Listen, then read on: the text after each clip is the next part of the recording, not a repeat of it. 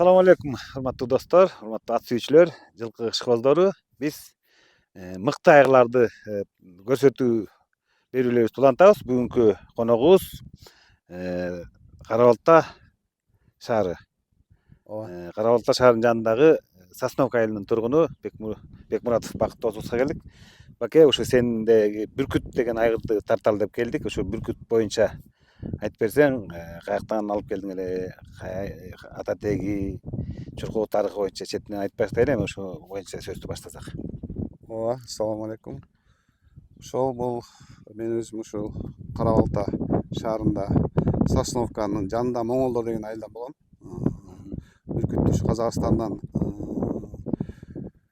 Сарсен деген агадан алып келдим.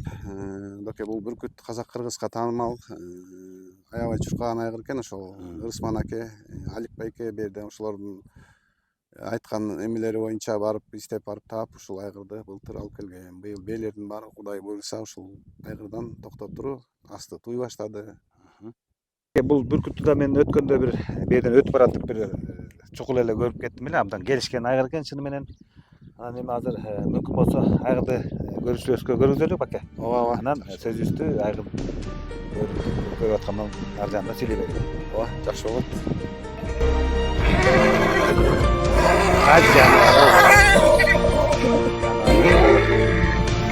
Баке.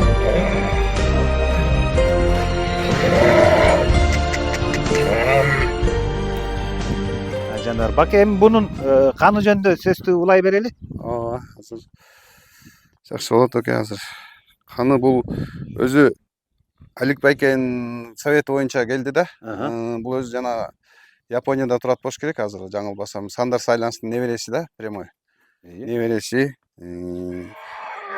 Лаума деген айгырдын баласы. Анын Лауманын энеси Нуриевдин кызы экен да. Өзү Пурсанг деген айгыр, мындай өзүнүн паспорттагы аты Пурсанг экен да. Казакка бүркүт болуп таанылган да. Ушундай. Бунун каны укмуш экен да, Баке. Анткени бул жана Япониянын эң мыкты производители, тарыхтагы балдары көп чуркаган өтө мыкты Сандер Сайланстын Сандар Сайланстын 23% отуруптур. небереси, ооба. Небереси. Бою да келишкен экен. Бою канча экен, Баке? Бою 1,60 үйдө болот эми. 1,65 бар го? Бар го, ченебедик боюн. Мынакей. Мына достор, айгыр мыкты айгыр деги эле биз тарткан айгырлардын бирөө дагы начар эмес. Жалаң мыкты айгырларга келебиз. Мына көрүңүздөр, кашказы да келишкен экен. Таноолор да сонун экен. Баке, анан бул өзүнүн чуркаган тарыхы аябай мыкты чуркап, байге жакшы байбай туткан дейт го. Ооба, бул ушу Сарсен ага баарын айтып берди. Бул Абылай хандын 300 жылдыгында Кунан чабышта 2 болгон. Андан кийин Аламанда Сүйүнбайдын 200 жылдыгында ушул жерден Нива автомашинасын уткан. Жаңгыс келди. Андан кийин Норуста, Ажомдо чабышта ушул жерде катуу чабыш болгон, ошондо 25 километрге. Ушул жерден жип автомашинасын уткан. Дагы бир айта кетчү нерсе, бул угу бирөөлөрдүн сөзү менен ошо бир закрытие ат чабыш болуп Казакстанда. Мелдеш болгон да, эми мындай бир 6 киши мелдешип ушу $10,000 чаап кунан кезинде. Ошол жерден 6 кунанды уткан деген эме бар да. Ушундай деген сөз бар да. Бул ошо 6 казактын мыкты инсаны биригип чабыш шыпырма байга болгон эми. Ошо $60,000 утуптур да ошо. Бир шыпырган деле 60,000 шыпырыптыр да. Ушундай эмелер бар экен да, мунун жетишкендиктеричи. Анан айгыр өзүмө да жакты, ушу Сарсен агага кадыр көңүлдү салып, Ырысман акени алып барып үйүнө. Ошону алып келген былтыр. Алланын буйруусу менен ошо быйыл да бээлерди коюп атам. Былтыркы бээлер ооз уже. Караганы мыкты экен? Мыкты карайт, ооба, мыкты карайт. Ошо мына чунаңдап чыңгырып турганынан эле билинип турбайбы, аябай чыйрак. Ооба, айгыр экен. Анан Баке, бул өзү каякта туулуптур? Бул өзү Францияда туулган. Анан Франциядан Казакстанга келген. Жанколиковдер дегендерде турган экен да бул. Атактуу Жанколиковдер ошол Сарсен ага ошолордон сатып алдым деди да. Керемет. Бул мен айгырларды баарын байкап кыдырып жүргөндө байкайм. Мунун төшү абдан кененегенде омурозу, түз буттары да түз экен, ооба. бир кыйшык эчтеке жок.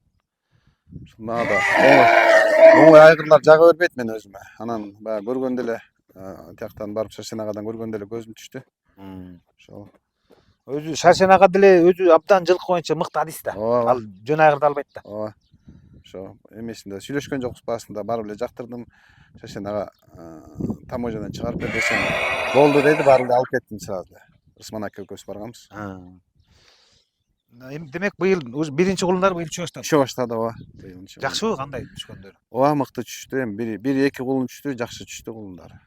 Өзүнө окшош түшүп атат да, кылам. Өзүнө окшош айгырга окшош түшүп атат. Кашкасы, буттары ушу.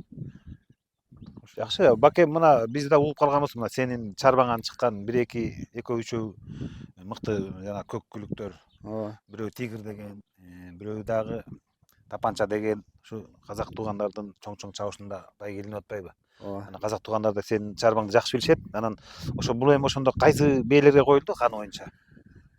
Бул өзү башында айта кетчи, Алик байке ошо Украинадан, Кыргызстанда эң биринчилерден болуп мен алдым окшойт. Ошо Суздальдын небереси Радгаут деген келген, Радгаут.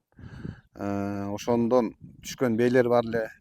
Ошондон түшкөн бээлерди кийин Эсболдон алып келген көк айгыр бар болчу. Ошолордон түшкөн бээлерге койдум. Ошол Казакстанга бир 3-4 жылкы саттым го дейм. Ошо 3-4түндө көппү. Анан ошондон бирөө Карагандыдан саткам. Ошо Карагандыдан келип Балкаштан Круза кутту. Ал ошол жана Алик байке алып келген Радгауттун кызынан болчу. Атасы жана Эсболдон келген көк айгырдын баласы болчу. Ошол көк айгырың аябай жакшы айгыр экен да, Баке. Ошол көк айгырдын мындай кличкасы кандай эле эмеси тиги паспорттогу? Ал Малинде Сорес деген айгыр, көк айгыр. Малинде Сорес деген айгыр. Принц Көрктүн баласы. Француз, ооба. Эсбол ошол жактан алып келген. Анан буту кеткенден кийин мен алып келип айгырлыкка алып келдим да. Ошондон канча кызы бар? Андан бир 5-6 кыз бар. Ошонун баарын буга койдуң да? Баарын коюп. Өзүмдө болгон бир 15 бээм бар, ошонун баарын ошого койдум. Ай, керемет. Мына карачы. Баке, мен мына айгырды көрүп туруп, баягы биздин Талас областындагы 113 Канизаводдогу атактуу пакетти көргөндөй болуп турум. Андан келген мына моюн деген каякта жатыр, бир кулач. Башында эч айып жок. Бул айгыр менен сүрөткө түшүп, чоң портреттерди жаратсак болчу да. Буюрса ошол жакшы айгырлар келди. Баягы ошо Алик байке алып келген Радгаутта мыкты айгыр эле. Көк айгыр ошо сүрөттөгүдөй айгыр болчу. Биякта көрүп жүргөндөр билет да. Эми буюрса, Алла буюрса, бу да жакшы айгыр түшүп келди го деп ойлойм мен. Балдарынан көрөбүз го. Буну мени кызыктырып мага жагып атканы, Баке, бул жанагы Япониянын эң мыкты айгырынын небереси болуп аткан. Сандер Сайленстин небереси прямо. Ошол жөнүндө айтты да Алик байке. Ошол Сандер Сайленстин баласы бир 3-4 жыл мурун Дубайды утпады, жаңы $10 миллион утканда. Ошондой айгыр турат ушул жакта деп, анан барып чогуу барып алып келдик да Рысман аке. Аксакалдардын кадыр көңүлүн салып ошо алып келдик да. Эми Рысман аке, Алик акелер булар аябай мыкты инсандар да. Атты бир эле карап байкайт, канды аябай билишет. Эми алардын сунуштамасы чоң жардам болгон экен да. Ооба, ошол кишилердин акылы менен, ошол менен өсүп келатабыз го биз дагы. Жакшы. Анан эми колундон азыр бээрде эмес турбайбы, Бээрде эмес колуна. Ну, бул аке мындай жете элечи, көрөлү.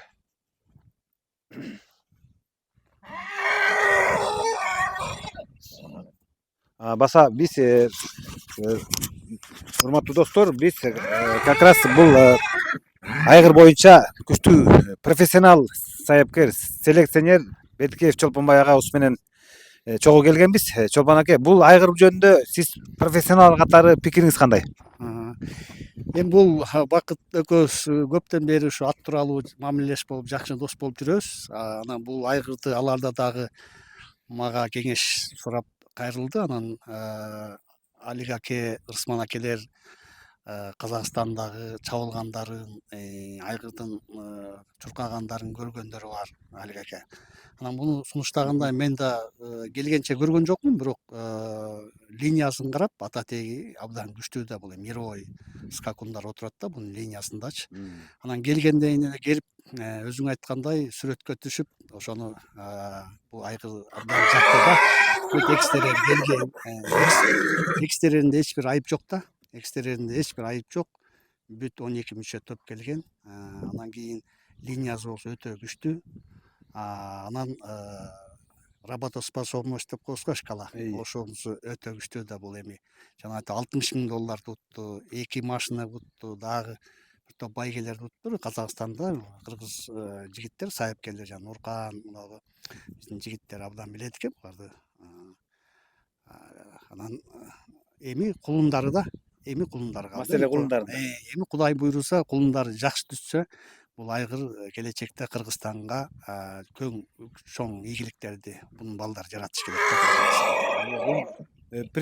Принцкорттун кыздарына коюлуп атыптыр. Эки француздун ортосунан эми таза уют го дейм каны. Эми бул бакең бакыт менен дайыма ушу селекциялык иштерди акылдашып кылабыз. Анан бул бакеңдин бээлерин мен келгенден баштап баарын кандарын изучать эттим да. Анан биздин Кыргызстанда эң мыкты кандар жана Гуслар, Ранс, Залив, Манкантур бүт бар да буда. Андан кийин келип Украинадан жанагы Рогдават келип атат. Андан кийин көп айгыр коюлуп атат. Анан кийин бу жерде дагы жана Агилон деген да айгыр келген. Арттын прямой баласы. Бунун кыздары бар. Анан эми бул коюлуп атат. Значит, Кудай кааласа селекция туура эле кетип баратат да. Эми Кудай кааласа жакшы сайыпкерге тийсе балдар, буйруса келечекте чоң ийгиликтер жаратат го дейм. Күлүктүн багын сайыпкерди ачат эмеспи? Сөз жок да. Бул мына Казакстанга кеткенде ачык эле айтыш керек. Бул жана тигр менен тапанча кеткенде, бу жерде алар чындап келгенде Кунанга чейин талаада жүрдү. Анан Кунандан кийин бу жерде балдар уйга минди. Анан кийин сатылды. Анан эми жанагынтип туруп, жана 36 километрде отрыв менен 500-600 метр менен жаңгыз келиш, бул дагы жана жып тутту. Тапанча болсо мына машина утту 3 байгеде биринчи, анан жана эң чоң байге бар го жанагы Алимбетте ошол жерде 6-чы болду. Бул дагы жакшы ийгилик го дейм. Жакшы. Эми Чолпон аке, бул сиз дагы айтсаңыз, мына айгырдын азыр куйругун нары бери булгап атканда байкап калдым, күн тийбесин. Күн тийбес жөнүндө эмне дейсиз? Эми күн тийбесте баягы бул кыргызча айтылат, күн тийбестечи. Анан негизи ошо күлүктөрдүкү күн тийбестер чоң болот дейт. Кээде бар эми күн тийбесте деле өтө чоң болбосо деле ал каны, анан экстерьер мыкты болсо, ал эч кандай күлүктүккө влиять этпейт. Анан Чолпон аке, азыр мага бул айгырдын өтө жагып турган жери мына таноосунун аябай чоңдугунда экен. Сөз жок да, бул китепте деле бар да. Наздрей деп коет го. Китепте бар да, ошо Наздрей деп таноо абдан чоң болсо, дыхание күчтүү болот. Бул айгырдын азыр кишенегенин байкасаңар, кишенегенде үнү башкача чыгып атпайбы. Бул демек дыхание бунуку күчтүү да, бөлөк да. Ат кишенеген илгери Чорой Аксакал бир Дегерес деген айгырды алып келиптир да. Ошол машиненин үстүндө туруп кишенегенде машина титиреп турчу дейт. Ой барек. Анан Чорой Аксакал ошону айтты да. Машиненин үстүндө турганда кишенегенде ат эме машина кыймылдатып титиретип атат дейт. Бул демек жанагынча үн күч менен аныңыз чындык экен. Азыр бул айгыр чыңырып атса мен титиреп кеттим го. Анан таноосунда менин муштугум батып кетти окшойт. Анан эми бул китепте деле ошол Наздрейге таноого басым жасайт. Келишкен экен, соорулар да келишиптир. Туяктар да келиптир. Өзгөчө кан аябай күчтүү жатат да, бул эне жагынан да, ата жагынан өтө күчтүү кан жатат да. Мировой скакундар отурат да. Эми 3 шкаласы тең высший балда. Линиясы, экстерьери, работоспособность 3 шкала бүт высший балды берген. Эми Кудай кааласа балдары мыкты чыкса, бул элита биринчи категория деп коет да, биринчи категориядагы элита болот да. Биздин тил менен айтканда бул 3 шкала менен 15 балл алып атат, экстерьер, каны, чуркаганы боюнча. Эми балдарынан да 5 алса, бул 20 баллы бар жогорку шкаладагы айгыр болуп калат экен. Мыкты, жана мисалы пакет таласта пакетти ошо өзүнүн чуркагандагы аз эле, бирок чуркаган жакшы. 4 шкала менен элита биринчи категория болчу да. Балдардын баары чуркады. Эми Баке, сага да бир эки суроом болуп атыр. Баке, бул эми айгырды көбү азыраак жерлер билбей атат. Анан жакын уч тегеректе кошуна болгон билгендер бээ коюп бер деген сунуштар болуп атабы? ооба коюп кетип атышат. Билгендер келип атат, ошо коюп кетип атышат. Бу жерде чоң саяпкер Бексултан деген инибиз бар го. Ооба. Ошол Нарбуданды чаап жүргөн. Ооба. Ошол былтыр келери менен эле ошол жакей болуп Казакстандан чапкан экен муну. Ошол бул келери менен эле бээсин алып келип токтотуп кеткен. Быйыл кулун түштү ушундан. Анан Мыктыбы? мыкты кулун түштү деп алып келди. Кулуну айгырга окшош экен мен көргөндө. Анан быйыл да бээмди кайра ушуга коюп алайын байке деп келиптир өткөндө. Ошо коюп кетип атат. Тиги башка дагы коюп берип койгула тыйынына десе мунун эмеси наркы бээ коюу наркы кандай болуп атат? Эми доке ал наркын деле өздөрү бергенин алып атам да. Мына Бексултан өзү байке ыраазычылык деп келип кетти. Мына баланча бер деп айтпайм. Айтты баракелде. Мынакта кыргыз бейил ушундай болуш керек да. Негизи аттын жемчөбүн эле көңүлгө карата берсе деле ошондо эле берекесин берет. Ой, жаныбар Чолпон ака айткандай кичинеген сайын буттар титиреп кетип атыр го. Вибрация болуп кетип атыр го. Сарайда турганда да сарайдын баары жаңыртат ушундай. Жакшы. Баке эми буну жакшы эле көрдүк. Эми сенде дагы Гүлстан деген бир айгыр бар экен. Аны да бир көрө коелу, болмаса. Баке, мына бул сенде дагы жакшы айгыр бар экен. Бул жөнүндө дагы айта кетсең. Бул Гүлстан кличкасы. Бул өзү 3 жаш болду. Апрелде 3кө чыгат. Бул жана Галилеонун небереси болот. Галилеонун небереси атасы. Атасы Джеймс Кук деген Галилеонун баласы, прямой баласы. Ооба. Энеси болсо, мунун энеси Агилон деген айгырдын кызы. Агилон арттын прямой баласы да. Ошол өзү менен чыккан бул. Атасы ошо Европадан келген. Ошо айгырлыкка деп кармап турам өзүм ошол. 3 жаш. Апрелде 3кө чыгат да. Бул абдан мол айгыр болот экен. Бышсын деле ушундай жоон жолуп экен. Айгыр салынса абдан мындай жооноюп жакшы болот окшойт, буюрса. Ошентип ойлоп атам эми. Чабылды беле? Чабылып, Курман айтта чабылган, ошо 4 болуп калган. Токмок шаарында. Токмок шаарында, Кунанга да, ошо. Көп дайындыкта барбай эле чабылган ошол бойдон. Айгырлыкка деп калтырып турабыз азыр. Көрөбүз го эми. Эми Джеймс Кук отурса, берде Галилеон жакын отурса, 25% Галилео отурган турбайбы? Галилео небереси болот да, прямо небереси. Бул бышты боюнча Чолпон ака сиздин пикириңиз кандай? Эми бул азыр кыргызча айтканда жумуртка болуп туру. Линиясы боюнча мыкты. Экстерьерде жакшы. Бунун жанагы бакытка ушу Өзбекстанга кетип бараткан Галилеон прямой баласы ушул жерге туруп калды да, бир 15 күндө, 10 күндөн ашык туруп калды го. Ошол кезден моменттен пайдаланып бакыт ошондо 3 бээни токтотту. Кийинки жылы 2 бээни искусственный уругун алып токтотту. Бакыттын минети чоң. Анткени Галилео деген биздин Кыргызстанда прямой баласы келдек болчу. Азыр билбейм келдиби, келген жок.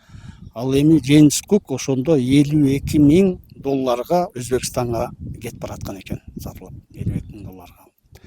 Жана бир бай алып кетип бараткан экен. Ошондо бу жерде туруп калды, ошондой. Ошондо как раз бунун энеси Алия дагы ойлоп калды ошого кошулуп.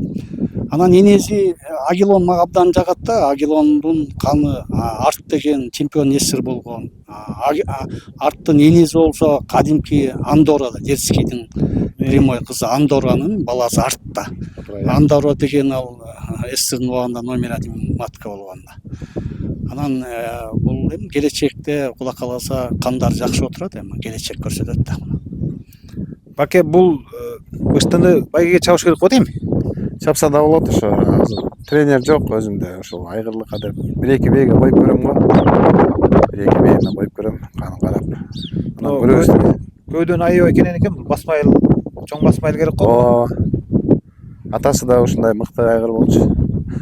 Атасы Джеймс Кук өзү көп результат көргөзбөптүр, но анын бир тууган эжеси, атасы да бир, энеси да бир, жана Фаунд деген бээ Европаны, Дубайды катып уткан экен да ошол.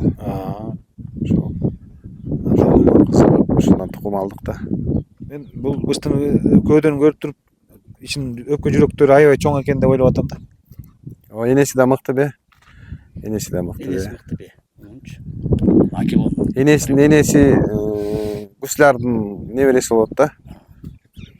Тияктан гуслярдын небересине кайта Агилонду кошкондо бул Алия түшүп атат да. Анан кайта буга Мировой кан Галилеонун прямой баласы кошулуп атат да. Буюрса келечек алдыда. Гусляр кайсы бүлүктө гуслярдын каны отурса бул абдан жакшы белги экен да. Э, гуслер абдан тартат экен да чолпон аке. Бул Бакеңде ошо гуслярдын прямой небереси бар да, Грань деген аз картаң бие. Граньдын балдары бүт чуркады да. Почти Граньдан чуркабай калган бала жок да. Бунун энеси болгондо чабылган эмес, болгондо тияктан гуслярдын каны отурат. Жакшы Баке эми мына буюрса эки айгырды көрдүк. Абдан короңдо мактанаарлык айгырлар бар экен. Кудай кут кылсын, берекесин берсин Баке. Анан жанагы кадыр жарашса жаш саяпкерлер келсе Болду. айткандай коюп берип атпсың. Жаза ишиңе береке, өмүрүңө береке.